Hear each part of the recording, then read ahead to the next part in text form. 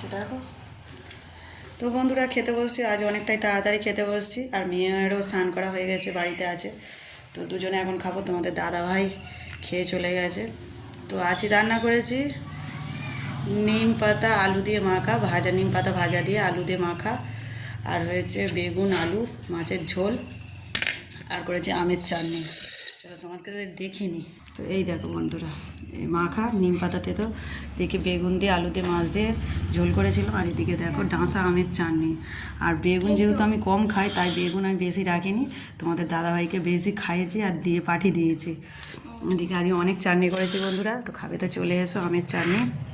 আর মেয়ে তো ভাজা খায় না, তো নিম পাতা আলু মাখাই ভাজা খায় না, তাই ওকে আর দিইনি। তো ওকে মাছের ঝোল দিয়ে ভাত দিচ্ছি, আর চাটনি আছে, খেয়ে নেবে।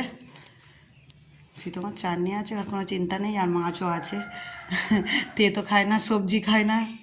খেয়ে নাও, খেয়ে নাও, ভাত খেয়ে নাও। বন্ধুরা খাবে তো চলে এসো, আমি তো বসে পড়ছি। আর এই তেতোতে ভাত খেতে আমার অসাধারণ লাগে। আমরা তেতো খাই, আমাদের মনে হয় না। মেয়ের তেতো খায় না, আমার মনে হয় তেতো, আমার কাছে কিছু মনে হয় না, আমার ভালো লাগে খেতে। বন্ধুরা তোমাদের কী রান্না হয়েছে অবশ্যই কমেন্ট করে জানাবে। তো পরে আবার দেখা হচ্ছে বন্ধুরা, টাটা।